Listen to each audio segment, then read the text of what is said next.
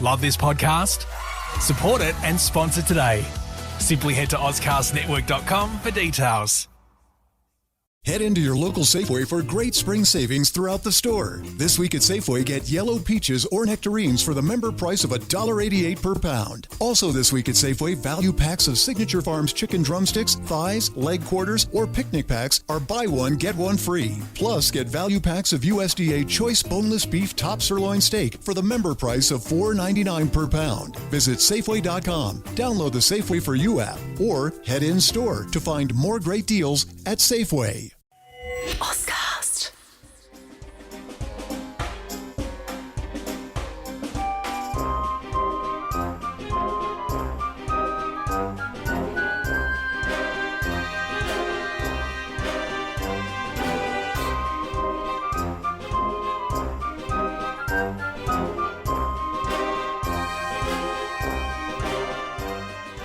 Hello, I'm John Bruni, and you're listening to Strategicon, your window to all things security and foreign affairs. When the Trump administration was elected back in 2016, the incoming US president made no bones of the fact that he was not a fan of multilateral institutions, which he blamed for having robbed the United States workforce of its jobs, most of which were outsourced to countries with far lower wages and salaries. Indeed, Trump went as far as accusing former US presidents, but especially Obama, for having pandered to foreign internationalist interests at the expense of US workers. Now that avowed internationalist Joe Biden is in the White House, he has promised to return the US to pre-Trump days by strengthening international multilateral institutions. Will he succeed? Will this be in the interest of the American workforce? And how will Biden's promises affect a world still shocked by the disruptions of the Trump era and COVID-19? Furthermore, how will 1990s-style multilateralism cope with emerging nationalism around the world, with calls to do more to rebuild national sovereign capability? To discuss this and more, tonight from Paris, we're joined by Nicholas Michelon. Nicholas is founder and managing director of the Asia Intelligence Advisory and editor of AsiaPowerWatch.com. Nicholas, welcome to Strategicon. Thank you very much for having me, John. Thank you, David. So let's start off with an easy one. How disruptive was President Donald J. Trump to international multilateralism, or were these multilateral frameworks already on their way out of fashion? Great question to start with. I think what President Trump did is really put an end to something that was on the way out already, that was dying out slowly. I mean, we can clearly see that from 2001, when China joined the WTO, things have been starting to unravel.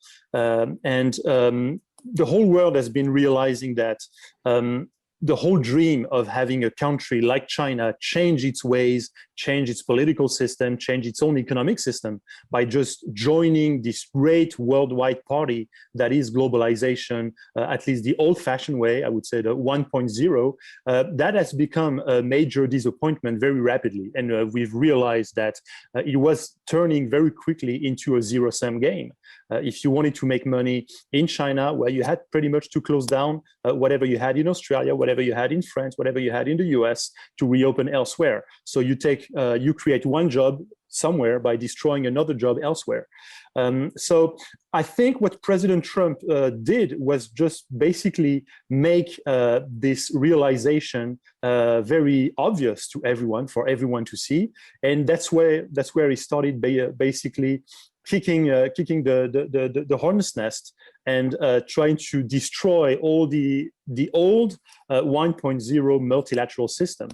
I think this was necessary. Somebody had to do it. Obviously, President Trump did it in his own very special way, with those very inflammatory tweets and his very aggressive negotiation style. Some would even call it not even a negotiation in many cases.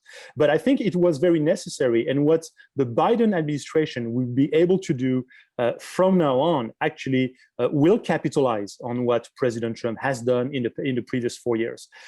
I do not buy the official opposition between President Trump versus President Obama or President Biden versus President Trump. I think there is a continuation in US policy.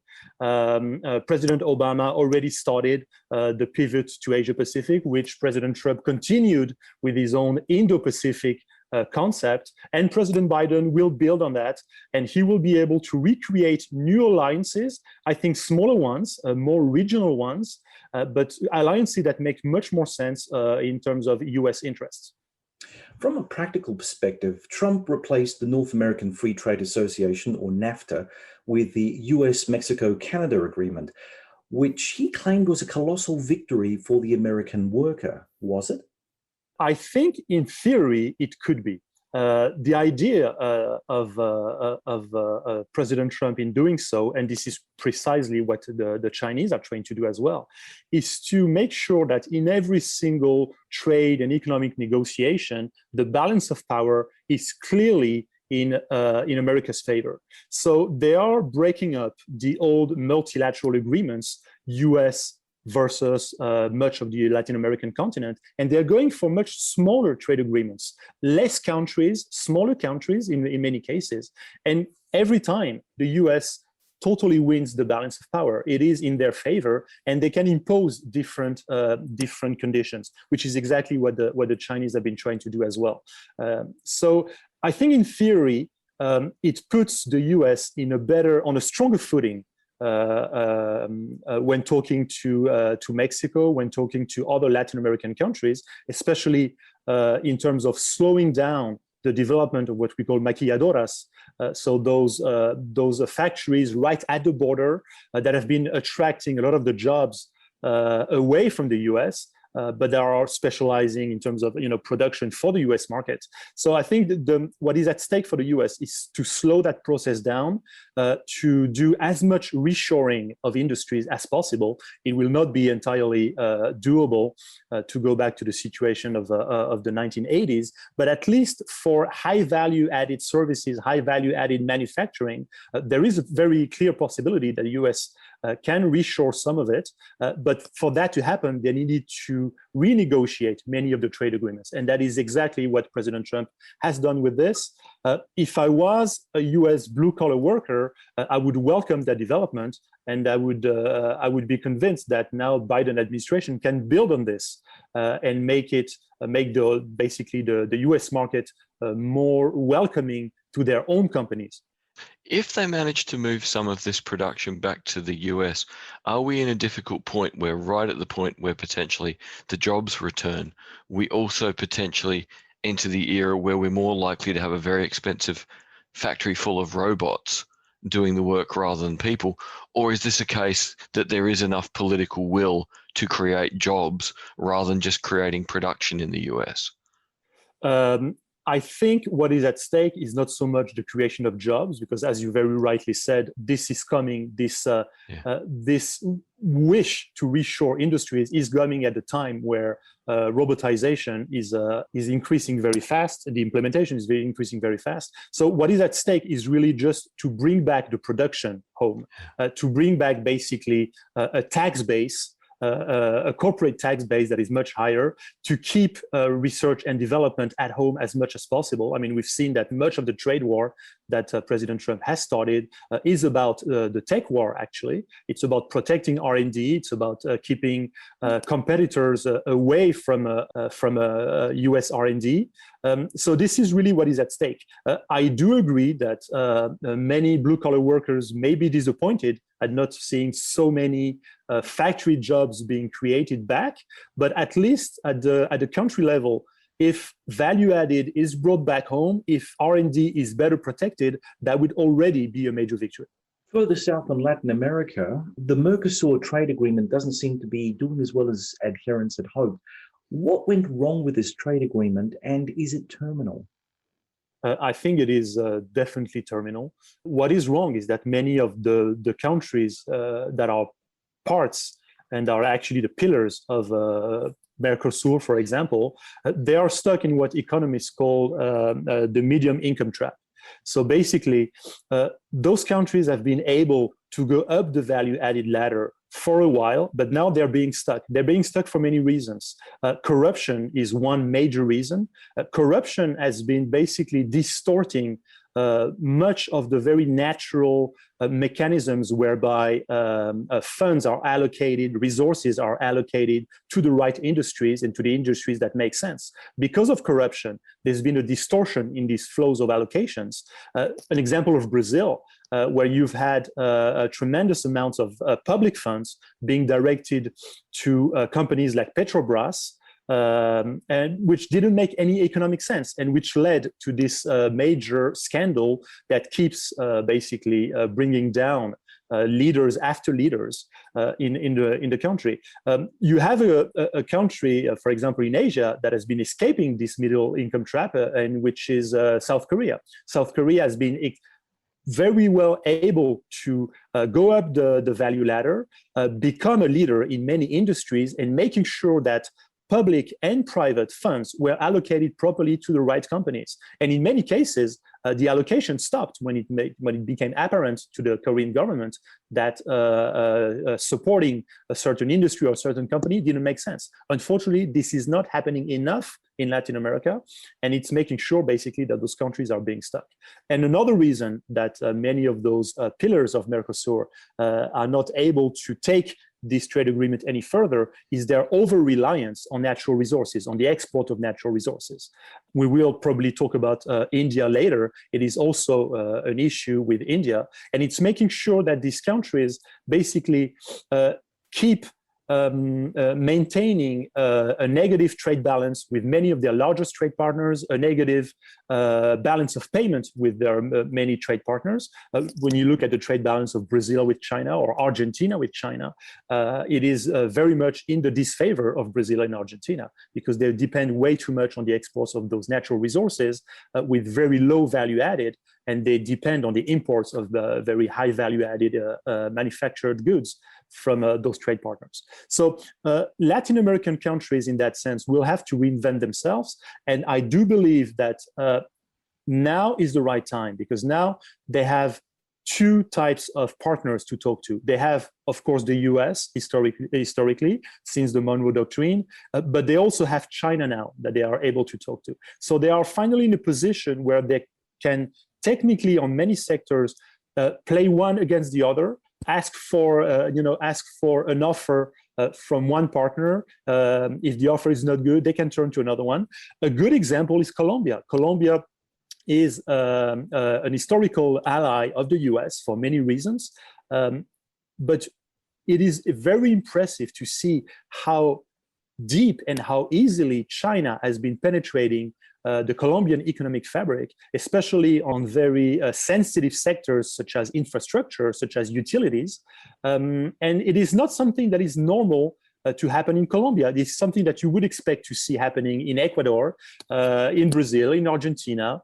I'm not even talking about Venezuela or Mexico. But in Colombia, it's very surprising to see that the leaders, economic and political leaders, are very happy to open up to a partner like China, in spite of the pressure they're getting from Washington.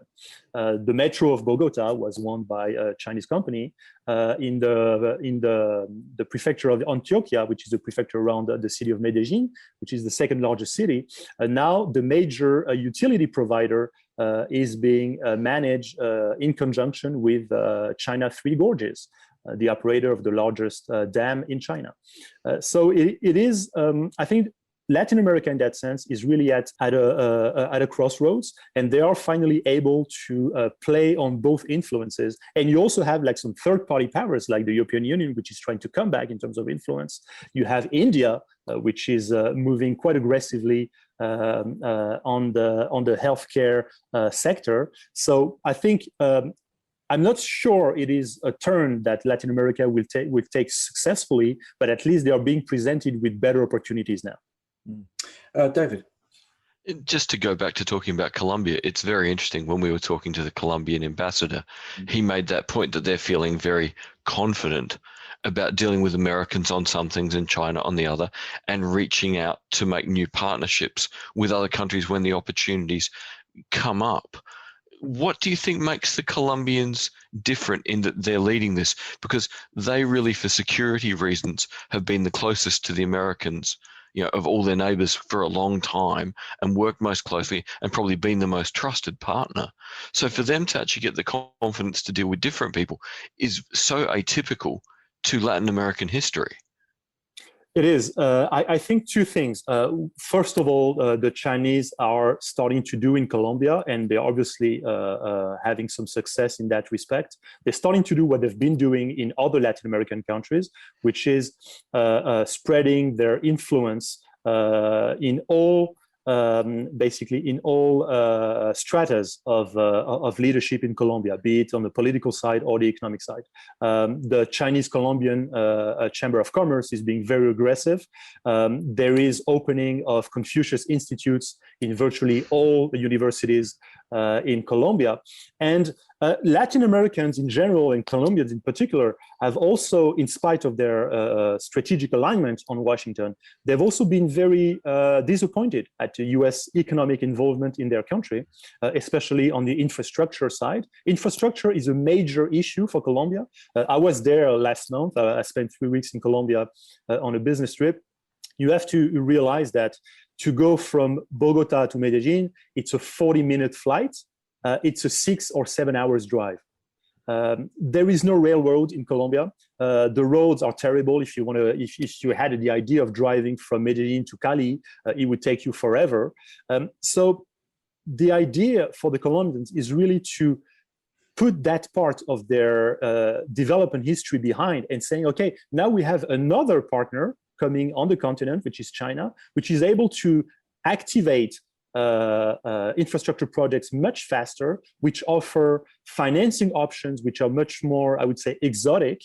And we could come back to what exotic means in many cases, but at least it enables countries like Colombia to get out of the good old IMF, World Bank, Inter-American Development Bank type of financial structures. And the Chinese, as you know, as we've seen in Venezuela, in Argentina, in Ecuador, the Chinese are not asking for changes in economic policy as a result of their financing. They're not asking for democratic elections. They're not asking for anything like this. They pay themselves on the project in case the country is not able to pay back, but they're not asking for change of policy. So it is making it much easier for those countries to accept. Nicholas, just on the Colombian aspect and actually moving into the whole Latin American area, infrastructure has always been a thing that bedeviled many of the Latin American states, and arguably their lack of proper national development has been hampered because of that lack of infrastructure. But now that they have access to Chinese capital and have the capacity to play, the great powers off each other to get as much as they can for themselves, how do you think this is as a transformative aspect of Latin America as a whole, but maybe even Colombia specifically? I think it's, first of all, it's speeding up development of the direly needed infrastructures in many of those countries. The Chinese are able to move much faster than multilateral organizations. Even if you compare European official development aid, development assistance programs, they're moving much more slowly than the Chinese are able to. We don't have in Europe the same firepower in terms of the amounts we can pledge to those projects, and we are very much hindered by our political criteria. We need to make sure that the projects are not happening in a country that we deem undemocratic. We need to make sure that the projects respect socially responsible and environmentally responsible practices. The Chinese are not so regarding in that sense. It's a double-edged sword for them. Because we are seeing now a lot of discontent in many Latin American communities, and that's very apparent in Ecuador, over the negative environmental and social impact of Chinese investments, especially in mining, especially in utilities and infrastructures. So it's a double-edged sword. I think the Chinese are starting to realize this. It's obvious that they are talking about actually implementing socially and environmentally responsible standards within everything Belt and Road Initiative related. And they are actually proposing to set up their own standards in that respect. But they have scored a lot of very negative points in that term. And that's an opportunity for the US to step back.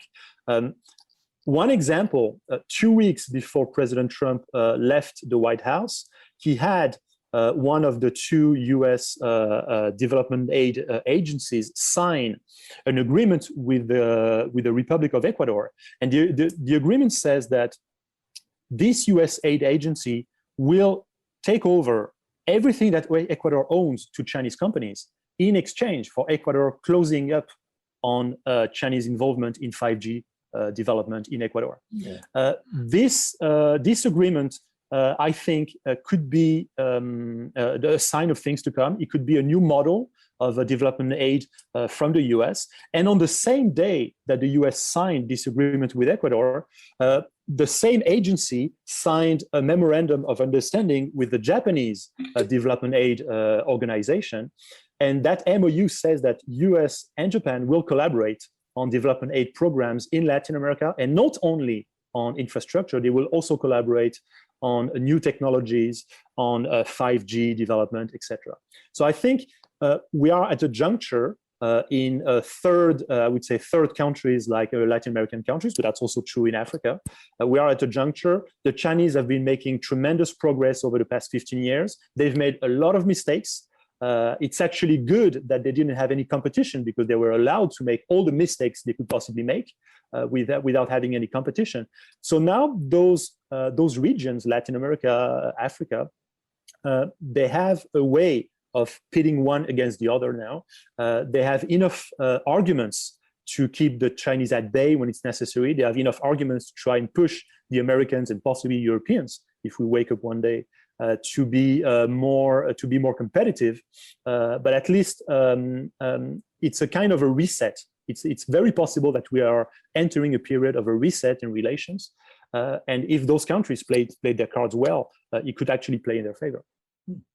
In the East Asian theatre, we have the old stalwart ASEAN, founded in 1967, along with the Asia-Pacific Economic Cooperation in 1989, the Comprehensive and Progressive Agreement for Trans-Pacific Partnership, CPTPP, formerly the TPP, that's a lot of T's and P's, in 2018, and of course then we've got the Regional Comprehensive Economic Partnership, RCEP, in 2020. Of course, that's a lot of acronyms, and for those involved, it's also a lot of bureaucratic gravy. How important are they, and why should we care?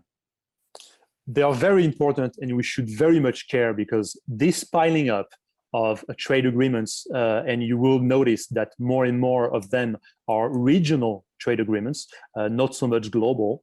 The piling up of these agreements shows us that we are entering into a new period of what we could call plurilateralism.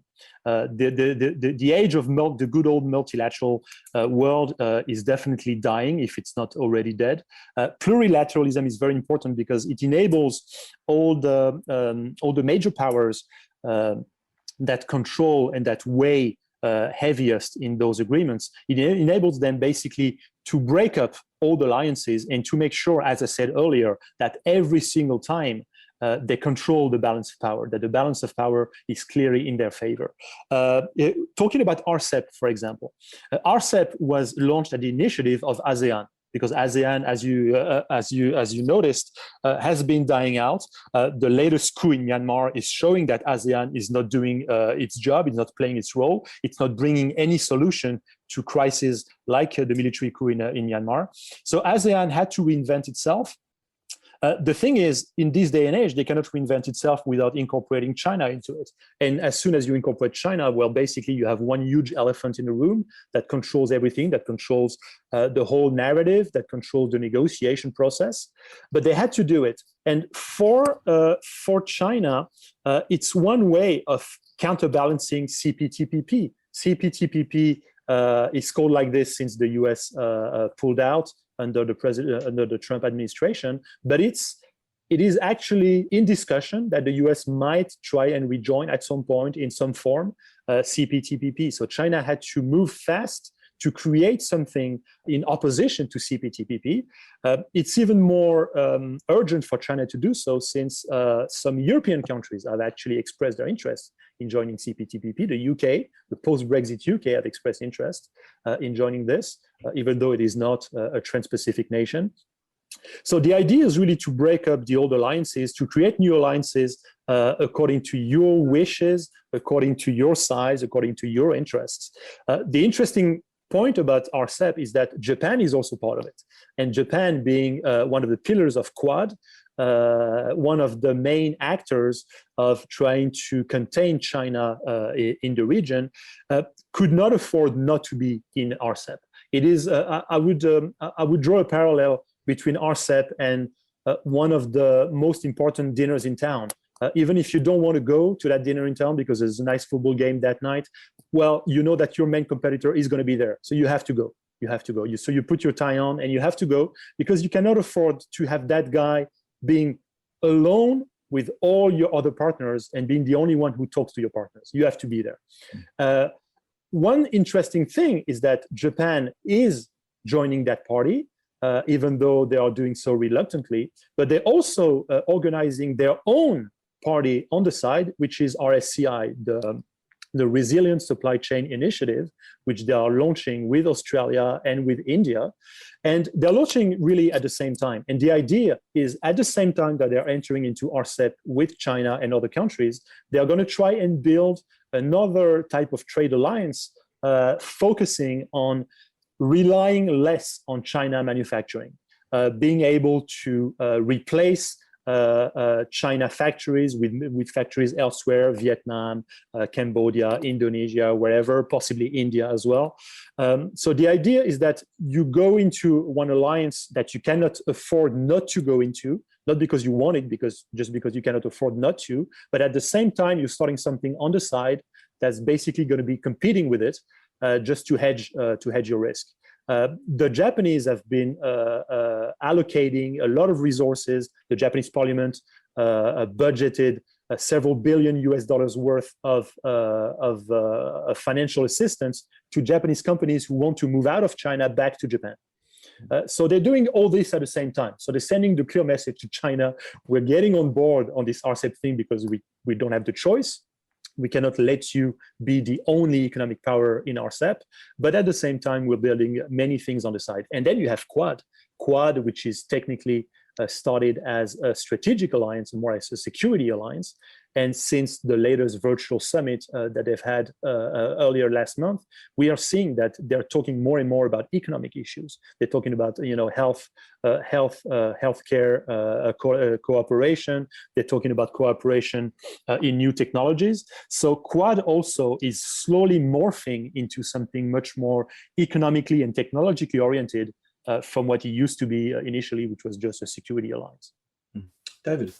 It's very interesting to hear the extent to which so many people are realizing you do a good deal, you do a bad deal, and you make sure you're connected in everything. You know, when we were working on a big report for defense, it was fascinating reading the early Indian language about multi-alignment. And it's kind of interesting now that the Indians talk about multi-alignment less and everyone else is just doing it but not giving it a name. Absolutely. Well, India has been cultivating this strategic ambiguity position that they've always had pretty much since independence. But now a lot of people are putting pressure on them to go beyond that strategic ambiguity and start choosing sides. They have been resisting that pressure so far. They still want to keep good relations with Russia, for example. They do not want to go into a full confrontation, or at least they want to postpone it as much as possible with China. But I think what the Biden administration will have to do is to tone down on the Trump rhetoric when it comes to India. Trump was trying to basically pull India very aggressively on the US side. I think the Biden administration will have to be smarter than this. They will have to take into account that for India, strategic ambiguity is paramount to its strategic posture. It is part of their DNA, of their strategic DNA. And I think Europe, in that sense, is kind of showing the way.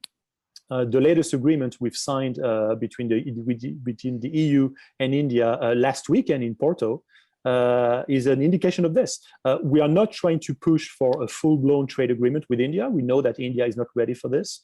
The economic structure, as I said earlier, of India does not allow this, which is why they pulled out of negotiation to join RCEP. It would have been a disaster for the Indian trade balance to join RCEP. But at least what the Europeans are doing are saying that we should focus on cooperating on technological issues, R&D, things like this, but not opening up trade altogether. We know that you're not ready for this. It would not be something that Modi would want. His own ideology is very opposed to this. He's very much in favor of a kind of more kind of autarkic type of posture for India. So we have to take it very slowly when it comes to India. And we have to remember that it is the largest democracy in the world, meaning that decision-making process in India is very long, is very tedious.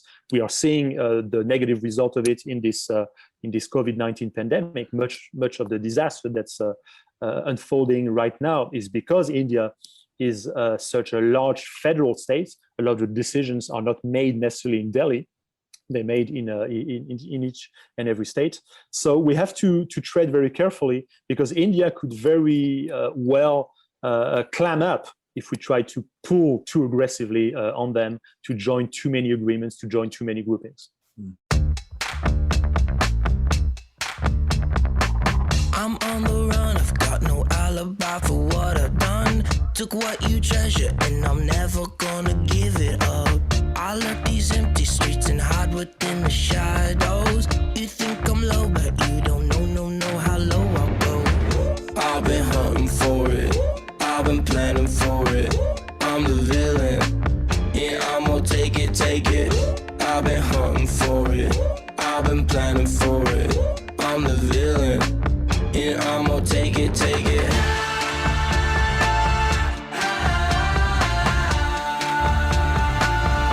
I'm the villain.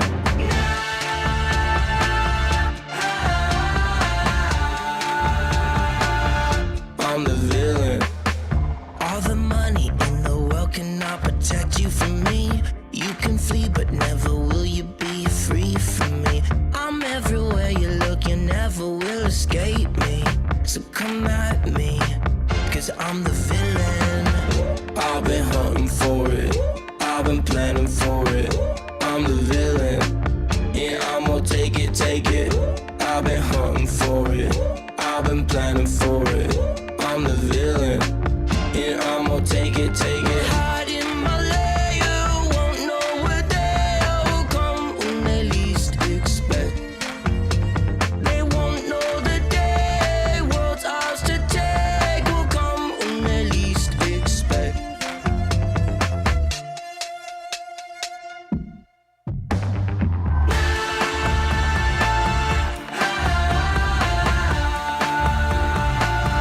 I'm the villain.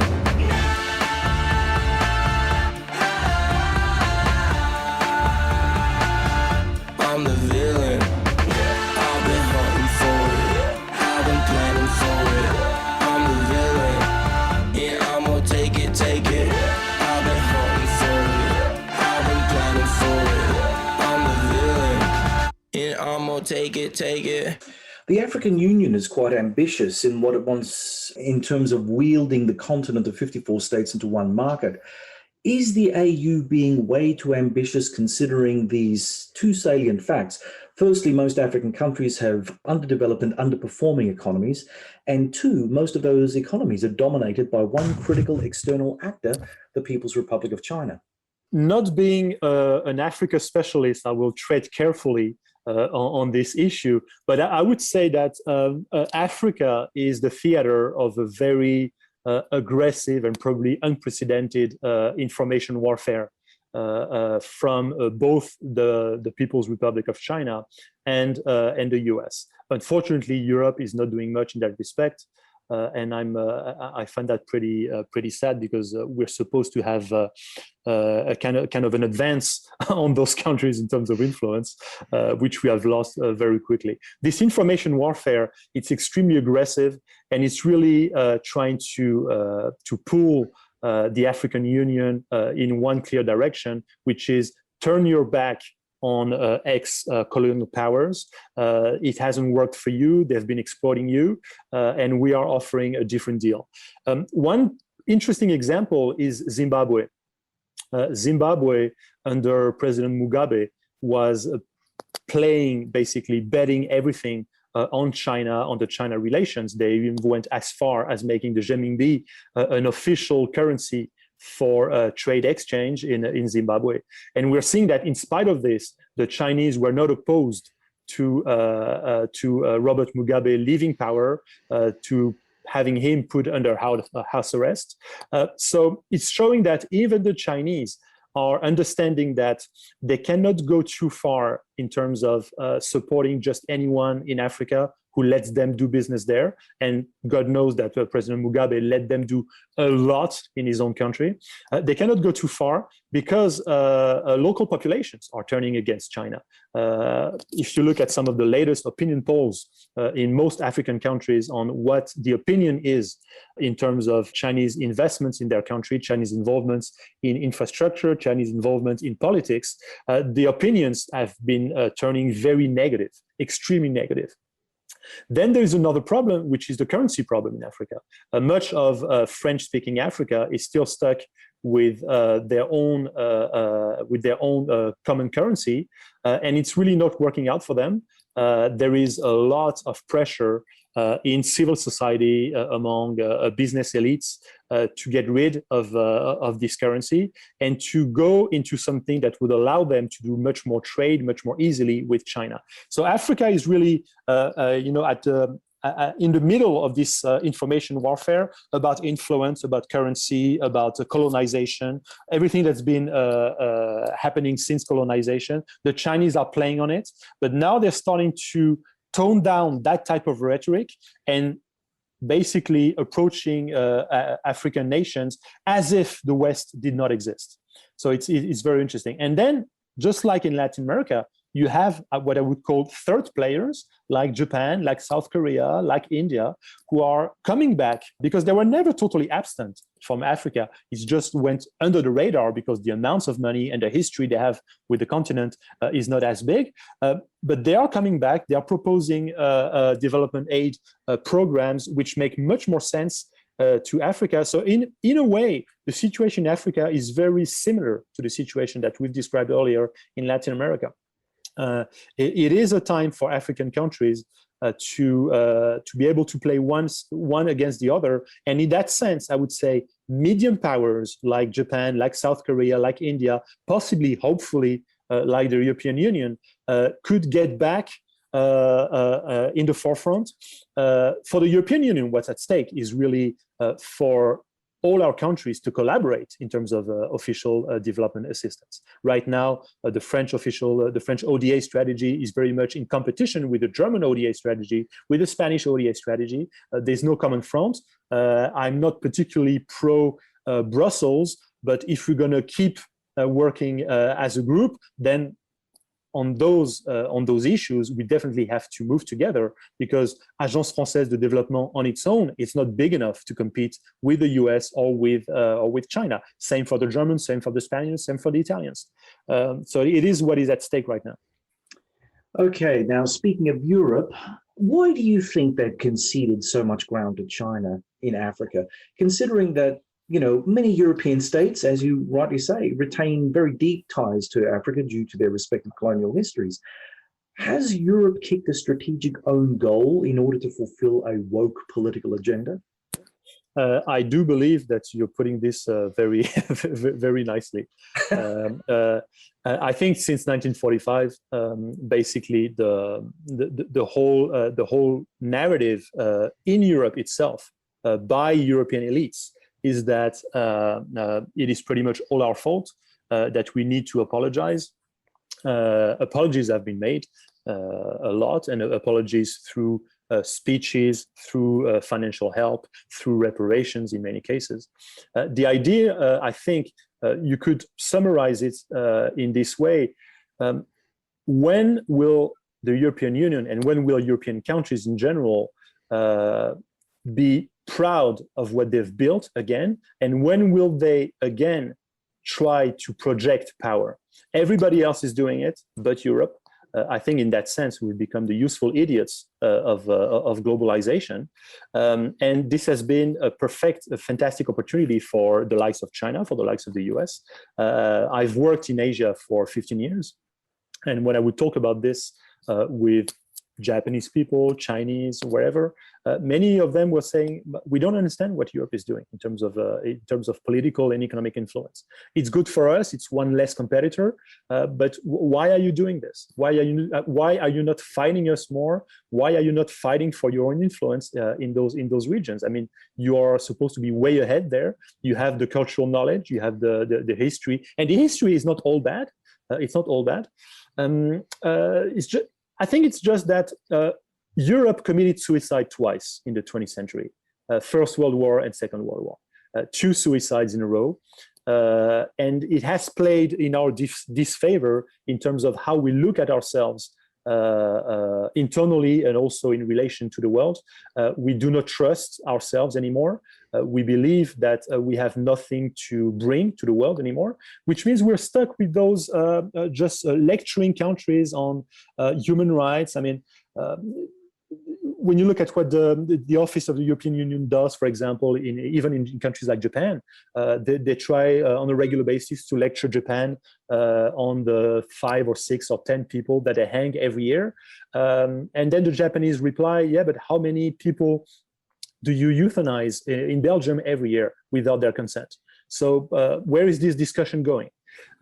So that's the problem. We need to reinvent ourselves. We need to have a proposition for the world. Thank God we're still democracies, just like Japan. But if you compare, Japan is very interesting. It's a very interesting example to compare us with. They've done much worse than us during the Second World War. It has been arguably even more of a disaster for them. They've been nuked twice.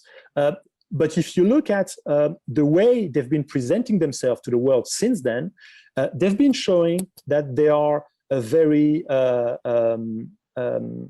let's say, the Chinese are talking about win-win, the Japanese are doing win-win. Let's put it this way. They're being very benevolent. They are showing the world that they are happy to continue functioning along multilateral structures, that they're not trying to break up the whole system. They're not trying to impose their relations. If you look at the influence that the Japanese are still enjoying in the whole of Southeast Asia, in spite of the historical background that they have with those countries during the Second World War, it is quite admirable. And I wish we had the same kind of influence in Africa, in our ex-colonies, and we didn't do half of what the Japanese did in Indonesia or in the Philippines or in Malaysia. So I think Japan should be an example for us in terms of reinventing yourself and proposing something to the world. But it means that, first of all, you need to believe in yourself. And I'm afraid that in Europe, our elites don't believe. They don't believe in us, and it's creating a major shift. A major rift between populations and the elite. Why are our elites in all European countries being elected with less and less votes every time? Is because the population doesn't believe that those elites are representing them properly. It doesn't believe that Brussels is acting in favor of European influence and European power. And this is where the rift is coming from. David? It's interesting you're talking there about Japan's ability to put its past behind it, and Europe is struggling to do the same thing.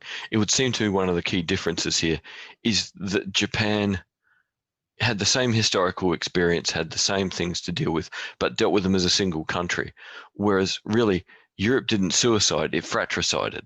It killed its brothers and sisters. So there is an innate fear internally of killing its brothers and sisters again. So it's sort of a twofold problem here, that Europe is too big to be functional because it's trying to be nice to each other in order to not kill each other. So it's almost the perfect example of our earlier discussion that organizations shouldn't have more than so many countries in them if they want to function effectively. True, I totally agree with you, David, and I think the whole way that the EU has been built from 1945, it's been built on the wrong foundations.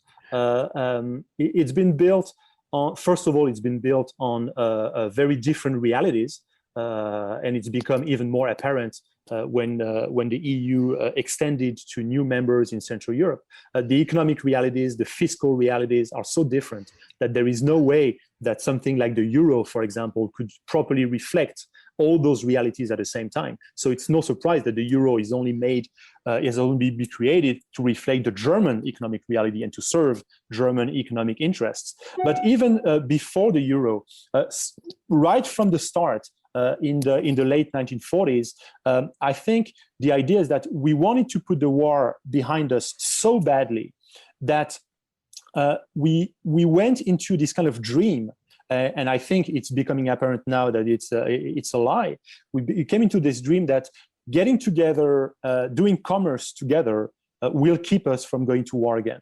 But this is not true. History shows us that this is not true. Trade does not prevent war. If anything, in many cases, trade justifies war. One example that I always give, but I think it's the most apparent, in 1913, if you look at the trade intensity between Germany and the UK, it was at its highest historical point. And 1 year later, they were butchering each other in the trenches of northern France.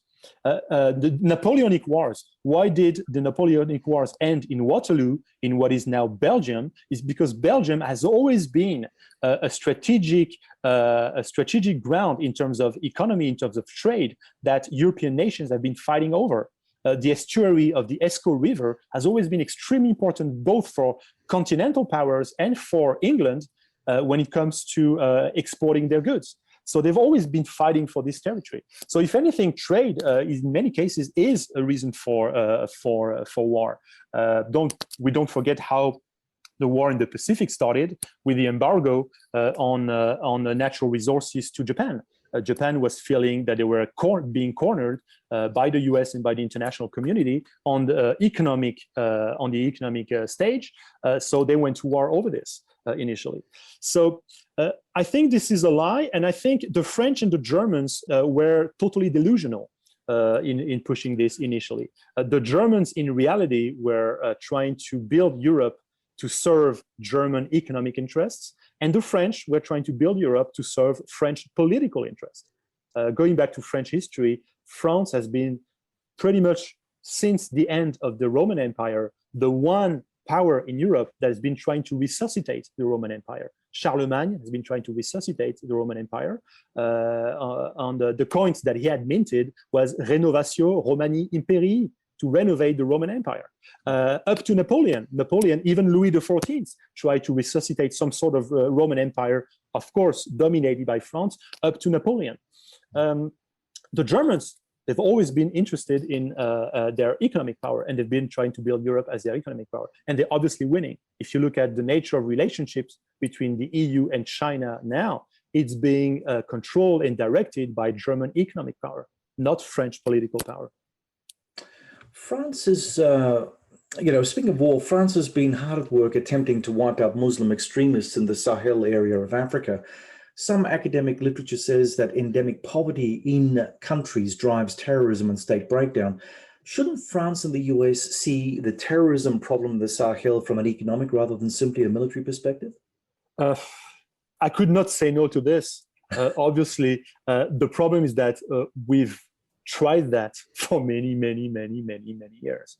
The development assistance was supposed to serve that purpose. It was supposed to stop immigration waves into Europe. It's not working. And actually, many economists are showing now that the more you send money in development assistance programs, actually, the more you have an incitation for local populations to leave, because it reminds them that the money is over there. It's not in the recipient country, and basically in those countries the elites leave anyway, and the least educated people leave also. Very often, actually, they're being pushed out by their own countries. Mali, Chad, they're very happy to see some of their low-class population try to go into Europe and get rid of these populations. So on paper, theoretically, yes. In reality, at least our experience is that it hasn't been working out at all. The billions and billions and billions of euros that we've been pouring into Africa over the past decades, it's not stopping anything. If anything, the waves of immigrants are becoming stronger and stronger. I think much of it, it's a problem of attractiveness of European societies in those countries. When you have a country like France that guarantees a minimum social security to anybody that is on French soil, French citizen or not, you can't beat that. You can't beat that. You can build all the wells you want in Africa. You can inject all the money you want to start up like a small agricultural companies in Africa. You will still have many Africans who wants to go to France, because going to France, you arrive there, you're entitled to a certain level of social security. You're entitled to go to a hospital, all expenses paid. If you have a condition, you really can't beat that. So until we start saying, okay, social security will be for citizens only, which is the case in many countries. I mean, I haven't seen any country in Asia that guarantees social security to people who enter illegally.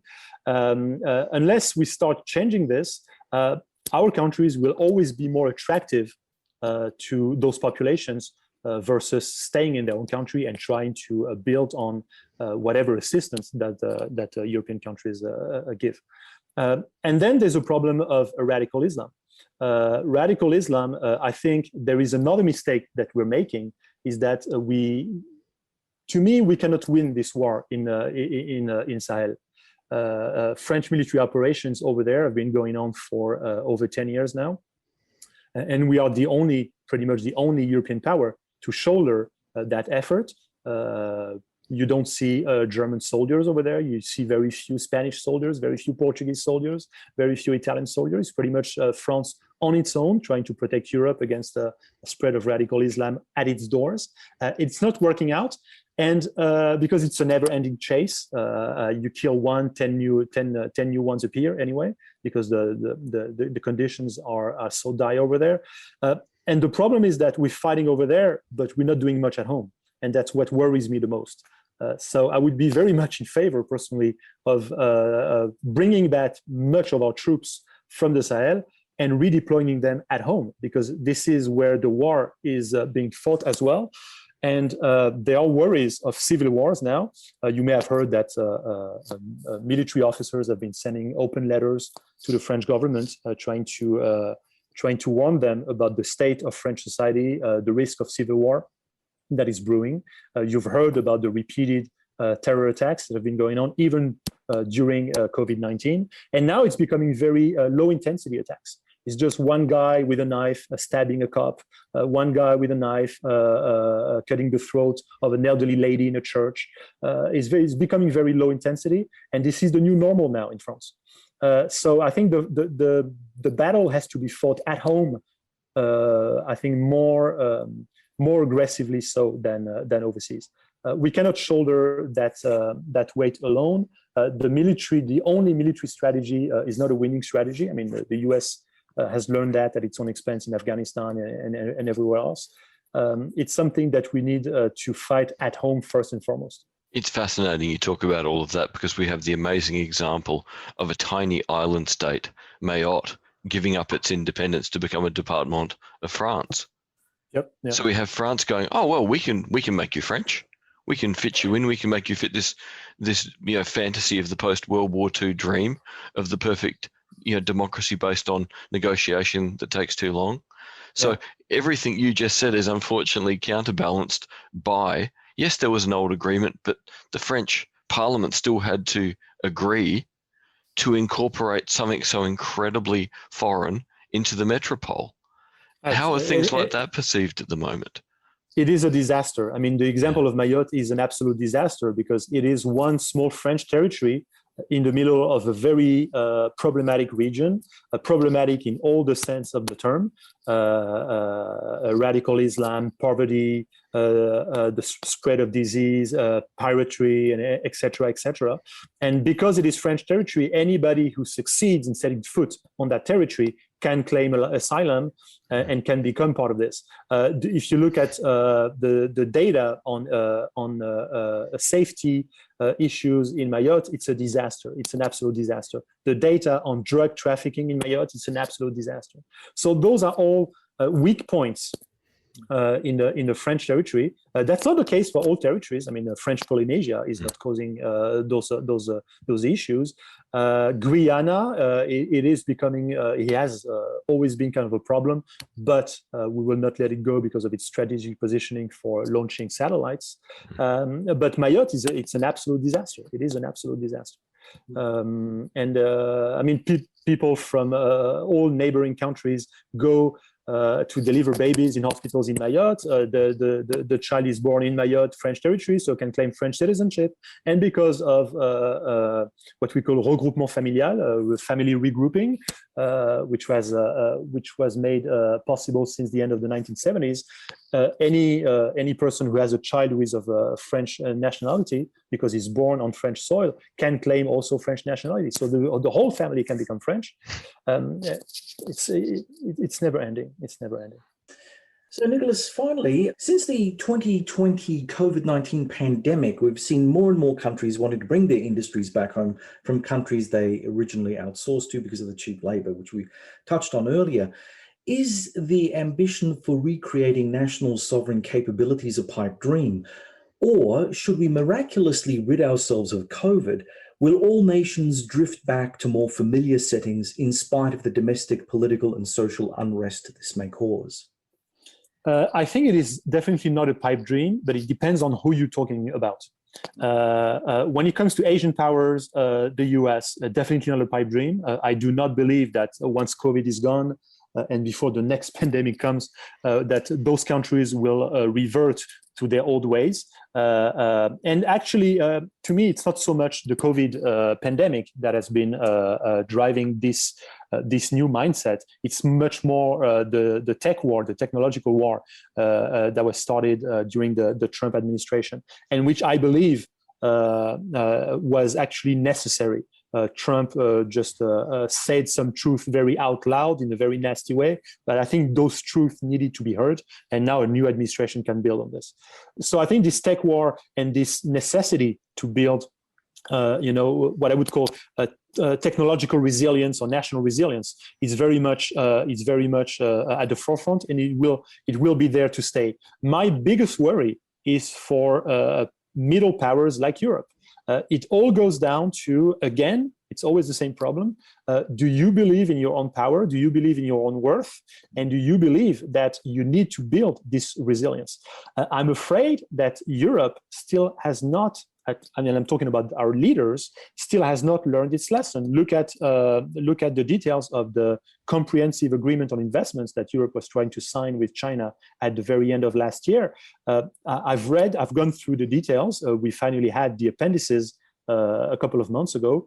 It is a disaster. This agreement, I really hope, I pray that it will not go through. It looks like the European Parliament will not pass it because it's a disaster. It's totally unbalanced. China will have a lot of access, even freer access in terms of investment in technology in Europe, and there is absolutely no reciprocity. How can there be? The systems are totally different. So I'm afraid that Europe is still our leaders are still being extremely naive. I think they're stuck in an ideology, and there's nothing worse than being stuck in ideology because it makes you oblivious of the realities. One French author from the early 20th century, Charles Péguy, used to say that there is nothing harder than believing what you see. The only thing harder than believing what you see is to actually see what you see. And I think our leaders refuse to see what they see. They refuse to see what is in front of them. Still, they still believe that globalization can work, and it's exactly what they're telling us in terms of the functioning of the EU. When things don't work in the EU, when discontent starts going through the roof, the same answer comes back every time. That's because we didn't explain well enough, and that's because we didn't go far enough. Right. So when the EU doesn't work, it's because there's not enough EU. Nicholas, we have exactly the same case here in Australia. There is a level of political naivety in Canberra with regard to our own position in the world. I mean, we are one of the world's greatest commodity exporters. We have highly efficient extractive industries that can't be replicated in less developed economies. And for some unknown reason, in spite of this obvious power that we could manage our relations with China better, we've chosen not to. We've chosen to play the victim. We let the Chinese run all over us, and we don't push back in a way that says, hang on a tick, yeah, we may be 24 million strong in terms of population size, but you've got to come here to get our goods. And if you can't come here, if we deny you access to our raw materials, that then presents a problem for Chinese policymakers, because then they have to divest all their interests in lesser developed extractive industry countries, right? So yeah, I hear what you're saying. It's really quite extraordinary that the Europe and Australia, we may be geographically very separated, but in terms of our mental outlook, we're very similar. Absolutely. It's like the medicine doesn't work is because you didn't take enough of that medicine. Take more. Exactly. Take more. Yeah. David, final comments, questions? Just a fascinating thought, isn't it? That really the description of Europe and the description we regularly make of Australia is so similar. Yeah. Can't comprehend its own capacity, doesn't believe in itself, Yeah. continues down the delusional path of ideology rather than facing reality. So we have the fascinating thing on the periphery of that the Brits have gone, immaterial if how they got out of Europe was good, bad, or ugly, they got out. Yeah. We've got a history with them. So the interesting thing is going to be, they may not have done a great job of getting out of Europe, but at least they've indicated either they're going to go to an even more ideologically bizarre place, or they're going to deal with reality. But either way, they're showing that change is possible. Yeah, absolutely. So ironically, for Australia and for Europe as a whole, recognizing that change is possible and that the historical delusion is not worth continuing is a big step forward.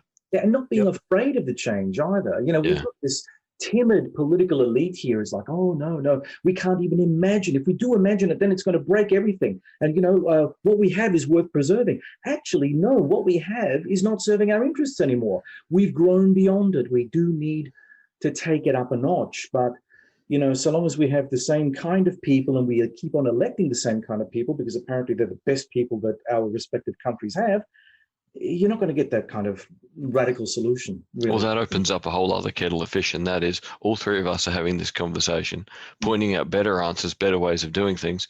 None of us have joined a party and stood for parliament because we can't bear the idea. So there really is a deep problem within democracies.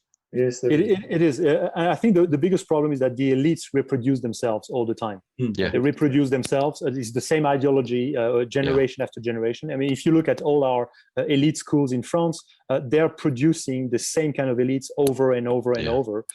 If you have a different ideology, basically you're not accepted into those schools. So you will not have that kind of impact, politically speaking. So that's the problem. And now they're trying to play with this. President Macron in France decided to dissolve the National School of Administration, which is the school that trains the future leaders in France and its future administrative leaders in France. But they're going to create something else instead. So technically, ENA will disappear, but a new school with a new acronym will replace it, but the ideology will remain the same. Yeah. Actually, the interesting thing would that be, I would assume the original school would have been a spin-off of one of the things Napoleon created to create a genuinely meritocratic system of finding and promoting talent. So what this new one's going to be about is don't find and promote talent, find clones of the people. So we're really seeing John Ralston Saul's argument from the late 1990s in Unconscious Civilization. We've got to a level of managers who just replicate yesterday, can't imagine doing anything new, and don't want to look at anything that's not familiar. Absolutely. Yeah. God, what a sad way to sort of end this fascinating podcast on. But anyway, Nicholas, thank you very much for being our special guest on Strategicon. David, thanks again for your contributions. And to our audience, thanks for listening. We hope that you'll join us for our next exciting adventure through the world of geopolitics. Remember that you can subscribe to the audio version of Strategicon through the Ozcast network, iTunes, Stitcher, TuneIn, and Spotify. And please like us on the Sage International Facebook site and follow us on Twitter. We appreciate your support.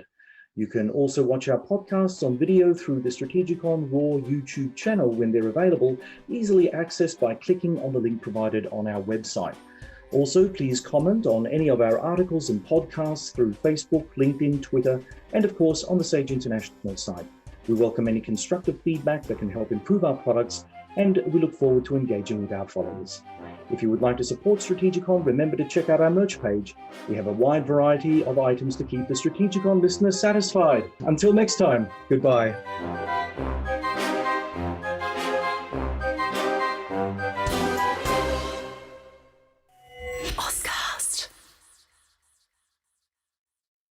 Head into your local Safeway for great spring savings throughout the store. This week at Safeway, get yellow peaches or nectarines for the member price of $1.88 per pound. Also this week at Safeway, value packs of Signature Farms chicken drumsticks, thighs, leg quarters, or picnic packs are buy one, get one free. Plus, get value packs of USDA choice boneless beef top sirloin steak for the member price of $4.99 per pound. Visit Safeway.com, download the Safeway for You app, or head in store to find more great deals at Safeway.